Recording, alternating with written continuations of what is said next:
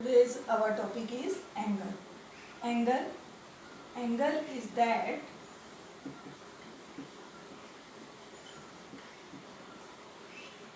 figure which is formed by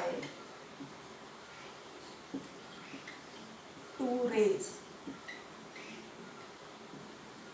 and sharing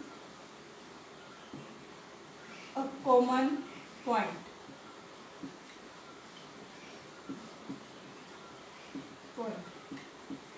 angle वो figure होती है जो दो रेज से बनती है और वो एक कॉमन पॉइंट शेयर करती है। जैसे इसका डायग्राम मैं आपको बना के दिखाती हूँ। मान लीजिए ए बी एक रे है और दूसरी रे है ए सी।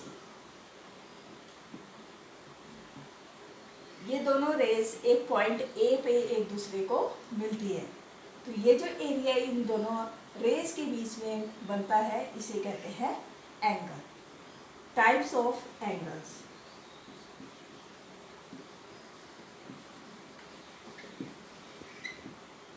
फर्स्ट है आपका एक्यूट एंगल।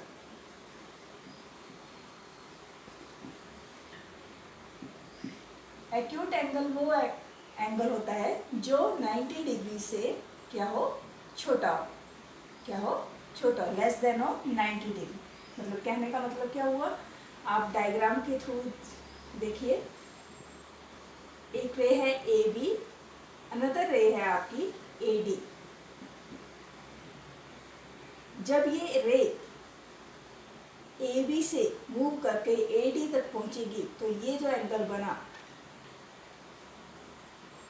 उसे एक्यूट एंगल कहेंगे। अगर ये 90 डिग्री से छोटा हो, लेस देन हो, छोटा, right. Acute angle is that which is less than 90 degree. Degree को आप ऐसे भी लिख सकते हैं या फिर आप सीधे डिग्री भी लिख सकते हैं। मतलब एंगल जो है हमेशा डिग्रीज में शो किया जाता है। सेकंड है आपका राइट एंगल।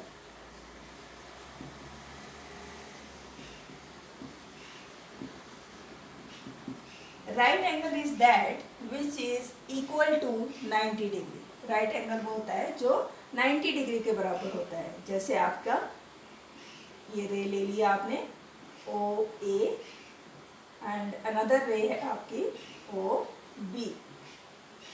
इन दोनों के बीच में जो एरिया है, ये जो एंगल बन रहा है इसे कहेंगे राइट एंगल।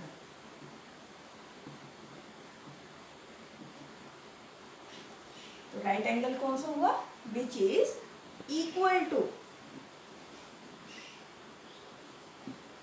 90 डिग्री।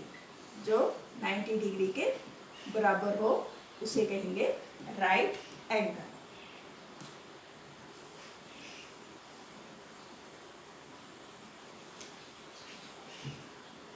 थर्ड है आपका ऑब्ट्यूज एंगल।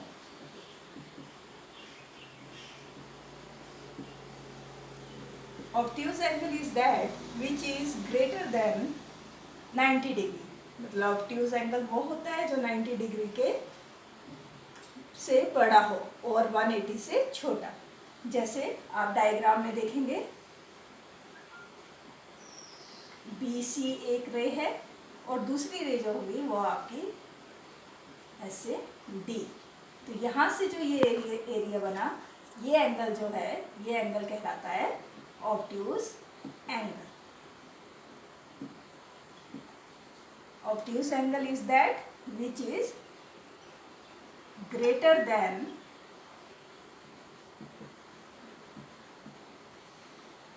90 डिग्री। जो 90 डिग्री से बड़ा हो वो कहलाता है ऑब्ट्यूज एंगल। फोर्थ है आपका straight angle.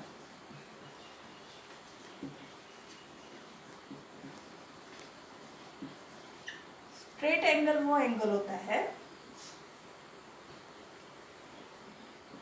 is that angle which is equal to 180 degree. Straight angle is that angle which is equal to 180 degree. मतलब जो आपका 180 डिग्री के बराबर होता है। जैसे आप एक रे ले लीजिए, मान लीजिए ए बी, एंड अनदर रे आप लेते हैं जो एक एंगल बनाती है, और ये रे बनाएगी इस तरह का एंगल, मतलब एक स्ट्रेट लाइन बना देती है, उसको कहेंगे स्ट्रेट एंगल। ये आपका शो करेगा straight angle. Straight angle which is equal to 180 degree, मतलब जो 180 डिग्री के बराबर होता है। ठीक है, अब इसको मैं आपको शो करूंगी क्लॉक में आप कैसे एंगल पता कर सकते हैं।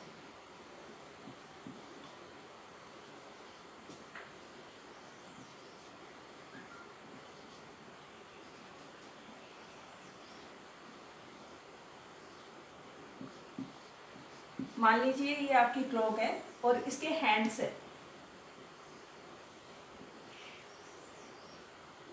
अब आपको पता है कि क्लॉक में 2 हैंड्स होते हैं।